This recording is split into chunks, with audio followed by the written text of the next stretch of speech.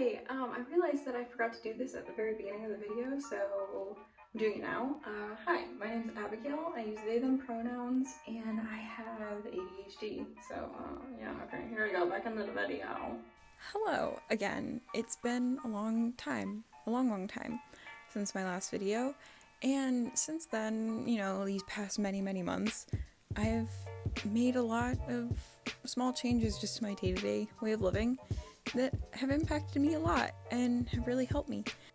I've been working a lot more with my ADHD rather than against it, and thought I'd do another little updated get ready with me and talk about some of those changes because they've helped me a lot, and I think it could help someone else. Maybe if I help like one person, that would be great. I'm gonna share some of the gold with you, some of the gems I've found, and hopefully some of them work for you too. So let's get into it. Okay. The biggest change that I've made so far, or the thing that has made the biggest impact on my morning, is something I do before I even get out of bed.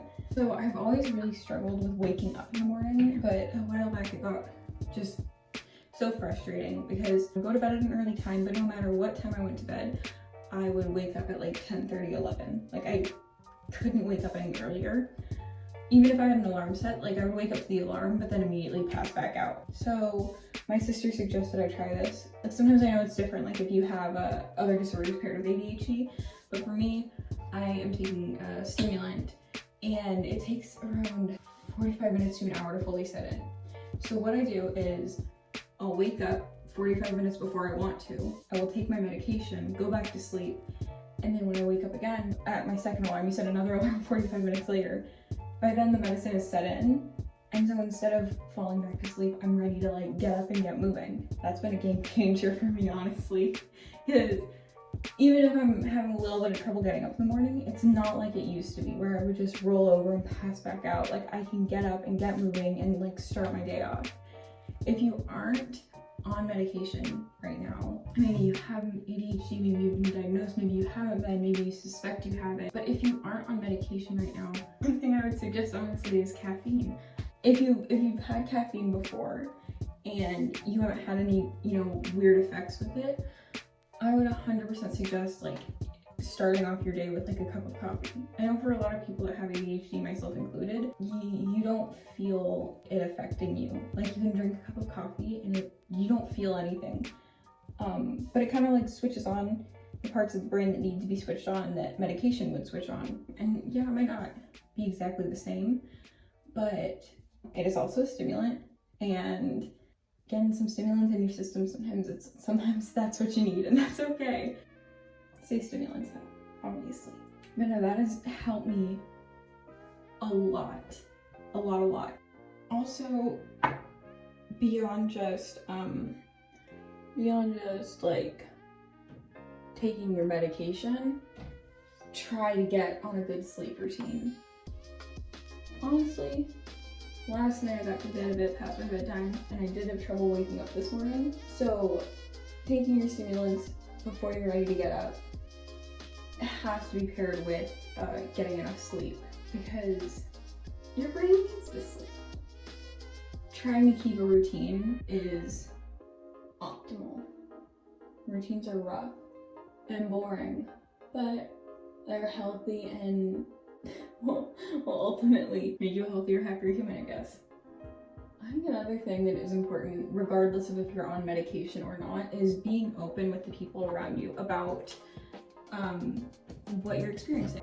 Because even if they don't completely understand what it is you're dealing with, they can help you. Or at least like know what to expect, which can be really great.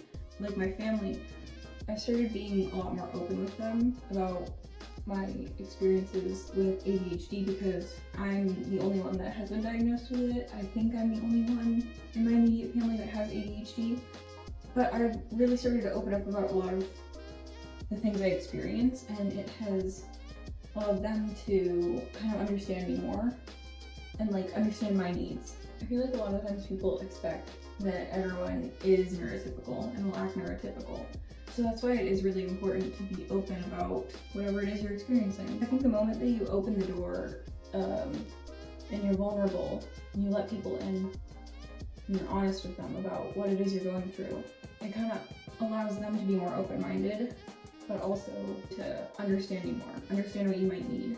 But now that I have opened the door and told more people around me what it is I'm going through, now instead of, them getting frustrated when I don't act the way that they're expecting, they are more patient, they're more understanding, and they're able to recognize that our brains don't function the same.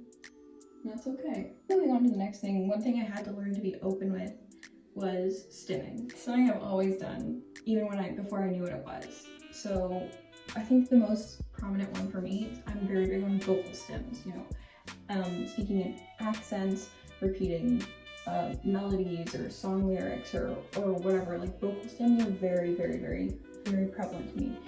It will happen and I won't notice I'm doing it until someone points it out to me. My significant other recognizes a ton of my stems, and so sometimes I'll do my anxious stems without noticing, and he can help me to calm down or feel better, which is great.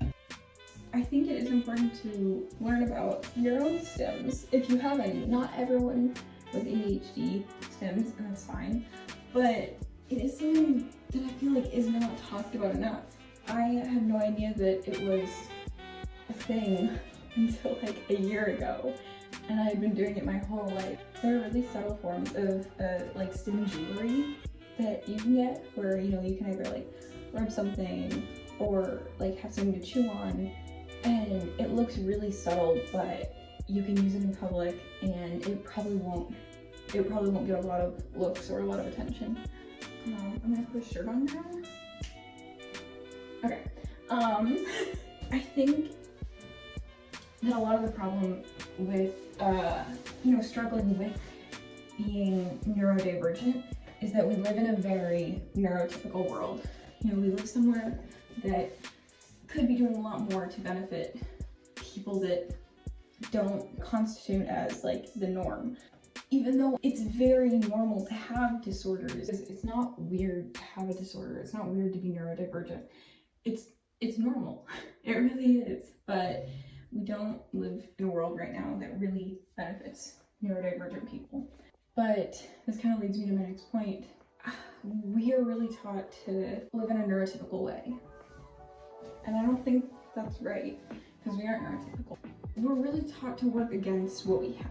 We're taught to work against our brains. Most institutions like school and the typical workday, the 9 to 5, college, just general life paths, they don't work well with neurodivergent brains.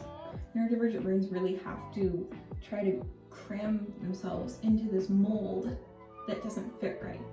So I think whenever you can, whenever possible, work with your brain. It's so common to work against our brains out in the real world that once we are home, once we have the ability to, do as we wish, we still allow ourselves to operate in a neurotypical way. And it poses a lot of struggles. When I was first trying to really get on a better routine, I kind of looked to my mom and my family members and tried to see how they operated day to day. Trying to mimic that felt impossible, and so instead of feeling good about where I was at, I just started comparing myself more and more to them and feeling awful that I wasn't doing as good as them. But in the past, almost a year now, I have really been working to not pay as much attention to how they're operating and what they're doing. I've been working on figuring out what it is my brain needs to work better. For me, I found that having some structure and somewhat of a routine is necessary, to functioning well. I need to get to bed at a good time. I need to wake up at a good time. Otherwise, I'll feel frustrated and upset the whole day. I need to remember to eat well, which hasn't been easy. In the past, in my last video, I was making a nice breakfast for myself, which is great. And if I have the time, I still love doing that. I still love making good food. But it was hard because in the past, I would constantly do that. You know, I would make myself fried rice and omelets and like nice big breakfasts, which was great, except for the days that I had little to no energy. And then I would just like sit on the floor and feel miserable and hungry because I just did not have the willpower to make myself something. So I would 100%, you know, suggest, yeah, great to make your own food, do that. But it can be so hard sometimes. So stock up on easy meals. I've fallen in love with yogurt and granola and fruit because I don't have to think about it. I think living a life with a routine, but also living more simply is so great. It's so nice to not have to think all the time. So, you know, instead of waking up and trying to figure out what to make myself, having to put in, you know, 20 minutes of effort to make breakfast, I can just go to the fridge, grab out a yogurt, throw some granola on top, and I'm full and happy. That's a meal. So have you know, snack foods ready, have ready-made food you can just eat, keep leftovers, make things easier for yourself. You don't have to make things harder for yourself. Like, for example, I have fallen in love with headscarves because they make life really easy and simple. One thing I've always really struggled with is how frustrating it can be to get ready, you know, whether your makeup is not doing what you want it to do or your hair is just being evil. I know it can be really frustrating and can take up a lot of time and cause a lot of stress and, you know, anxiety and anger even. Just cover it up if you aren't in the mood to do anything else to it, you know? Throw on a cute hat, invest in a bucket hat. Get some cute scarves. I am kind of obsessed with these, and I'm a very frugal person, but I've been looking into getting more because I think that they are so cute. They're so cute. Oh my gosh. And they're so easy. It's so nice to feel like you don't have to worry so much, you know? Getting little things that make it easier to live your life, make life a little more simple is great, you know? Ready-made food, scarves. Also, I'm just gonna say, if your makeup's bugging you, don't do your makeup. I used to do it every single day, and the days that it didn't work out were hell. But I haven't been wearing makeup as much, and it has really kind of simplified life for me. If you can feel you're getting upset or frustrated or angry over something, don't put your energy into it. You know, if that eyeliner wing isn't working today, or if the two just aren't matching, or, you know, you can't get the eyeshadow to blend correctly, just wash it off. Take a break. Either take a break for a bit and start again, or just don't wear any that day. It's really important to be able to recognize your emotions. It's important to be able to recognize when you're getting frustrated, when you're getting upset, so that you can intervene, alleviate the situation for yourself. That's really healthy, and I think that it should be practiced more often. I've definitely been working on that. You know, if I can feel that I'm getting frustrated and upset, I will just simply like stand up, go to a place where I can be alone for a little bit and just kind of calm down. Look at my water bottle. It's really cute. I need to put some stickers on to fill this blank spot, but look, I just wanted to show off really quick because this is a boa. I'm really obsessed with it. I actually have a sticker collection. Maybe I should do a sticker collection video. An art collection. I have some art I would love to share. If you would be interested in seeing a couple collections I have, please let me know. I collect stickers and art and pins and patches. I have one jacket that's literally covered in pins and patches. So if you would like to see any funky collection, let me know, because I love sharing. I'm not in school. I won't be in school for like another month, honestly, and I took the summer off of work. Usually at this point, I would be dying with boredom, but I've been making these little changes that have really helped me, and also I've been trying to enjoy myself more. I've been trying to find more hobbies, like embrace hobbies. I don't care if, you know, you like drawing for like 2 days and then you moved on from it. Like, draw. If you want to draw for 2 days, do it. And then you want to be done with it, be done with it. If you decide that you want to try like skating, you know, you can go rent skates and you can try that out and have fun with it while you want to. It's fine to play around with hobbies. It's fine to juggle them, because if it's something that you're enjoying in the moment, that's great. You should celebrate that. I've been getting more into reading lately, and I'm having a really good time. So now, instead of being on my phone all the time, I can look at a book. Yesterday I read like 2.5 hours. This book I've had since 2019 that I started like 3 times but never got past like 5 pages. I'm now almost done with the book, and it's been great. So I think, like, on a more fun note, find hobbies. Like, find things that, like, you know, spark joy for you. There are so many things. There's needle felting and clay and books and drawing and poetry. I love poetry. I don't know, I think everyone should have more hobbies. I think everyone should have more things that they enjoy doing. I think we should all be more open about what hobbies we have and the things that we enjoy doing. This summer I've gotten really into roller skating, reading, going on little road trips. Just find things that you love. Find things that are fun. Even if it's only fun for 2 days and then you move on to something else, that's fine. It's okay to not be an expert at something. It's okay to just do something because you enjoy it, and then stop when it doesn't bring you joy anymore. It's completely fine. It's kind of a part of being human.